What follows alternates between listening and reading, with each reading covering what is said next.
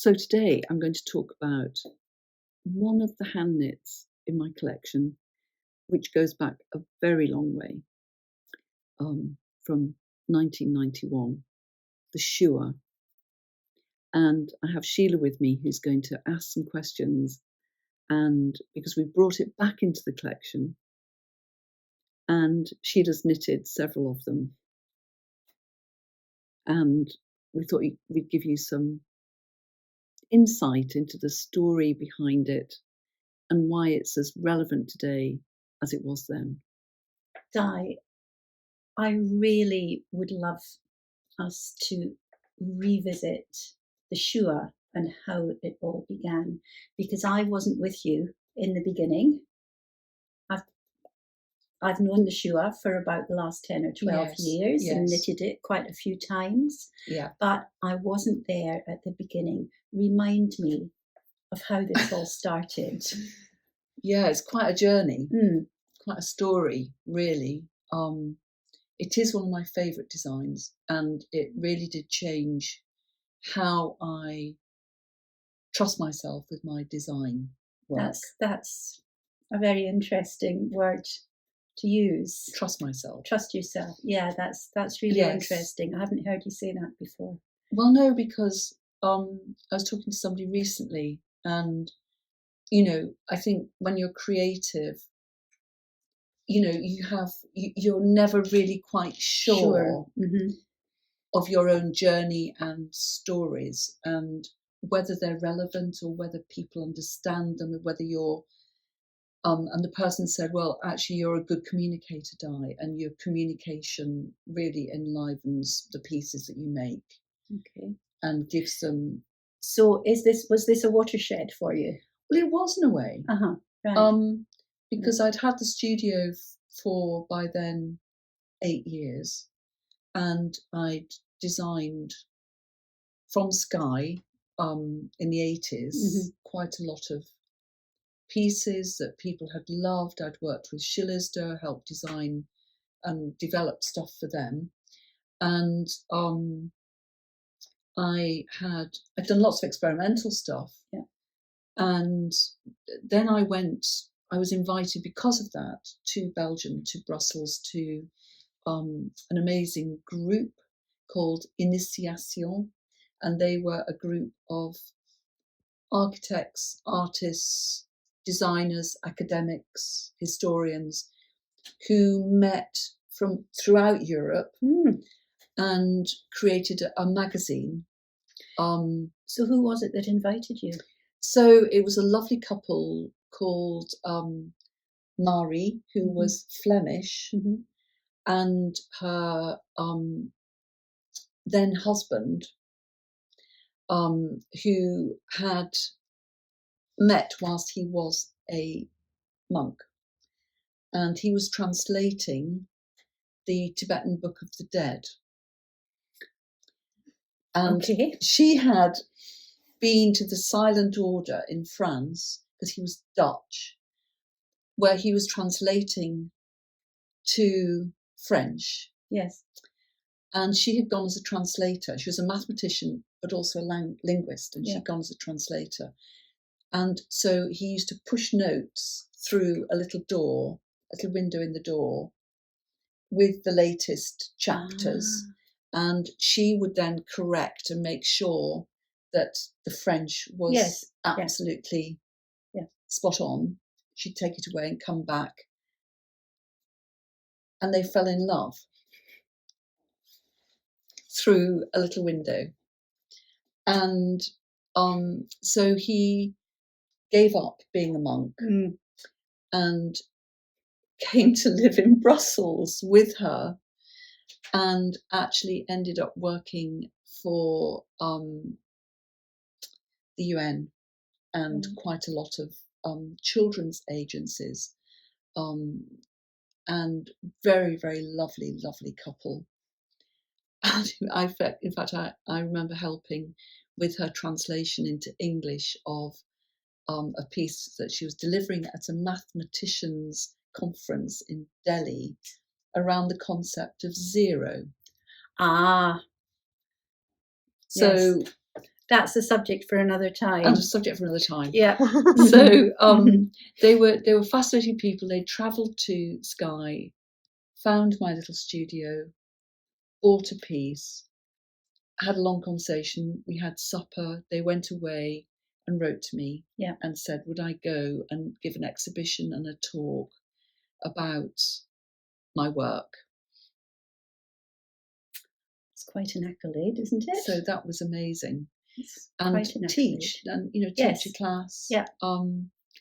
So it was all arranged, and I travelled there with Christopher with a trunk with things in, and everything went really well. And I was staying with them, and it was beautiful. And it was there that I went the second year to a museum of kimonos, which is another whole story. And at the reception for the exhibition, a lovely man I was introduced to, Fritz, who was head of design at the university in Brussels.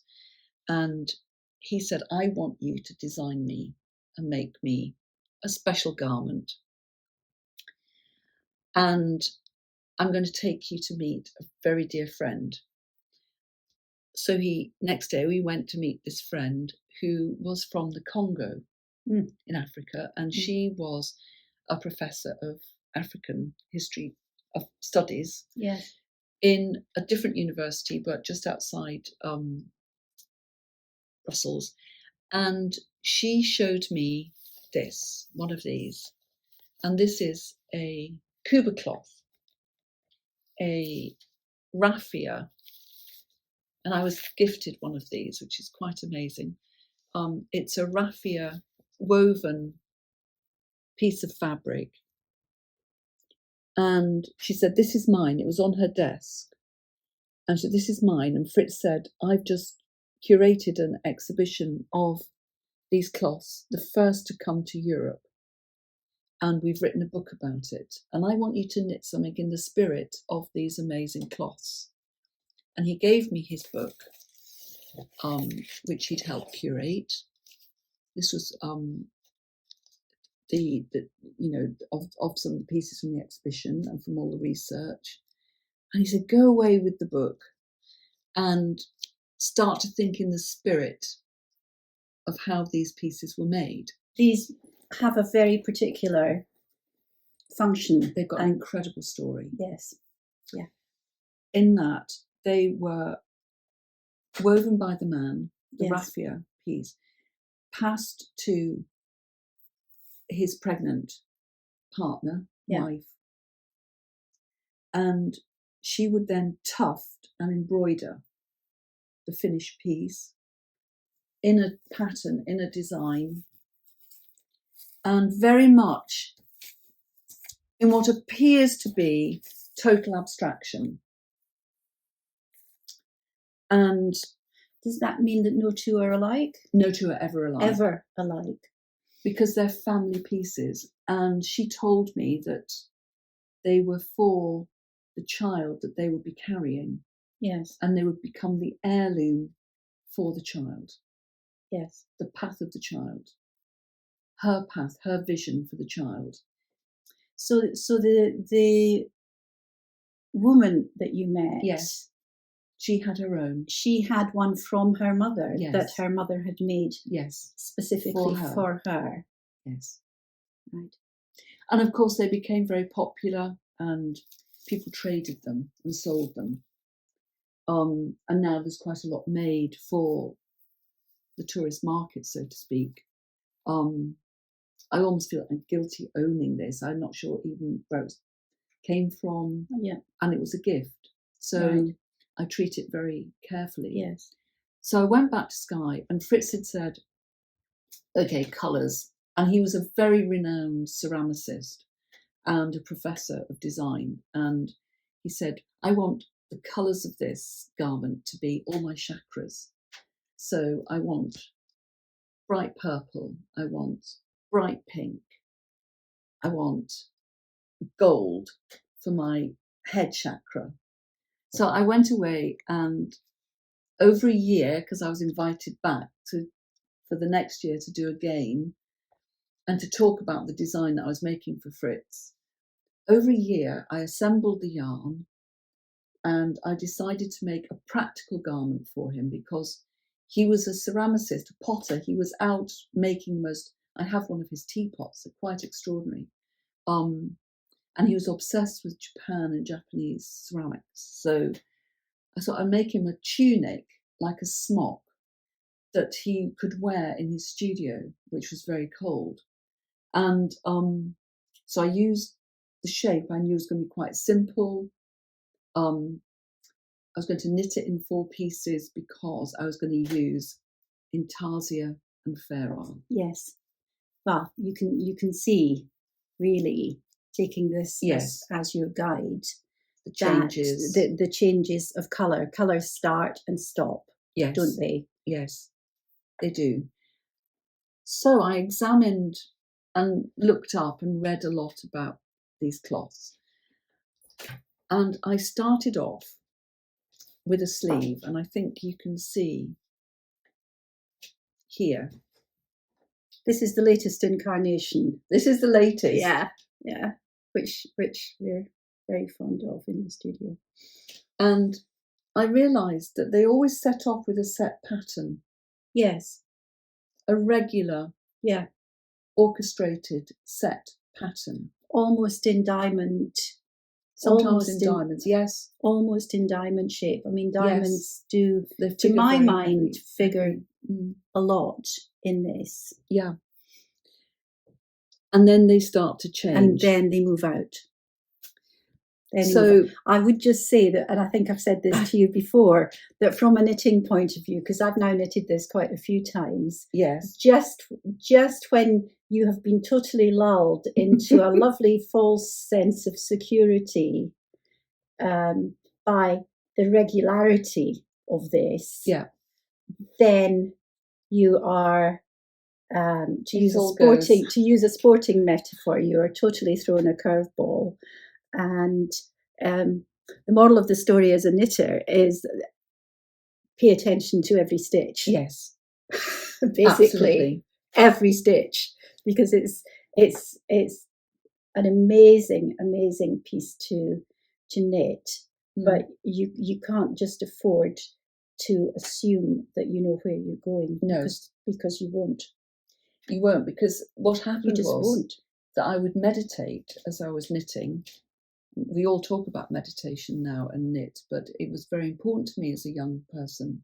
I meditated a lot when I knitted, and I let the pattern and design go through my brain and come out in the needles. And every piece was different. So the fronts, the backs, the sleeves were all different. And some of the ideas within it were so that these arrow sections, they actually all come round and meet. So that's the Tibetan. It's the circular reference. Yeah. The circularity of life, which I kind of added into it, and I made a beret with them going round and joining, and also I made the colours play so that it looks as if there's surface and there's depth, and it's always moving, that the pattern is always moving and changing. And so obviously you're using the intarsia and whatever. And then with a year went by and I had 4 pieces and I had to join them together very quickly because then I had to go back to Belgium. Every single line met when I sewed it together. All the lines. And that was because of my brain had done that. It had programmed calculated it, programmed it in. Hence, I began to trust my mind, the way my brain worked, that it would bring it all together, which it did, and he loved it, and it was perfectly brilliant for him. Purple, bright pink, and gold, and orange, I think, or I can't remember the other colour now, but it was. I think we might need to do one of those. It sounds to me as if we need a Fritz special. We need to do a special. Absolutely. So then I thought, well, I'm going to make it into a design people can do. So I hand drew a chart from one of the pieces, which is this, working with pen and ink and graph paper, using little symbols for the colours. Symbols so you can change and use whatever colour. So symbols rather than colours. I know that colours. that is one of your It's one of my things. Mm-hmm. Because I like people to experiment and choose their own to suit them. Yeah, you know, that's really, really, really important. So I then made it initially in the natural dyes of Sheila's yarn. I asked them to dye up madders and the natural Gotland as the base and whatever. And we started making them for people as well in lots of different colours and different sizes. And now we've revisited it in 4 sizes. And this is the original colourway, but I think we need to develop it in pink and I think we need to revisit whole, what you've just told me about Fritz. I mean, because in a way that it's because of him and his. Yes, it's Fritz. You know, I'm not sure he thought I could do it. I'm not sure. Because I remember I was really quite anxious when I handed him the parcel with the garment in. I think he was sure. I thought, will it fit? I think he was sure you could do it. Well, he must have been to commission me, and I think he knew you could, and it was very lovely that that he did. And of course, a few years later, I discovered, which I'd always believed, that textiles like this have their own maths. And I'd clicked in my head, because I love numbers and sequences, I clicked in, and in the meditation I had gone into that mathematical world. And I believe now it's called plane pattern, plane theory. And I found an incredible book for all the mathematicians out there. An analysis of incredible textiles from around the world that have been made organically, but using this form of maths that once you're in it, you know you're in it. So it's quite extraordinary. So it's from ancient and tribal and folk, applied arts, woven, even in ceramics, even in scarification on the body. All of these have attributes of plane theory. So it's quite extraordinary how our brains work. And I think trusting your brain, and people say, I don't have an ounce of creativity in me. Well, I certainly have been known to say that. And, well, it just shows that actually there is creativity in all of us. It's part of the human condition. And part of it is problem solving, and it's tied with maths, physics, all of those things. Design comes from a creative spark, which we all have. It's just trust and trusting it. So the next part of this saga is that this latest one, yes, is going to be, the 4 pieces are going to be taken away and put together. Yes, we'll toss a coin, see who does it. You're me, and the finishing will happen, so that we will then have back in the studio, because we did have a very nice one, but it was somebody begged us, didn't they? Someone begged us to part with it for his wife's Christmas present, and in the end we said yes. Okay. Yeah, such a nice man. Yeah.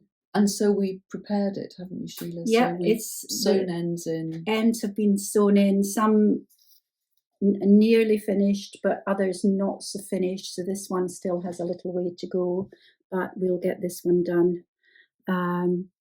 And then edges have been steamed.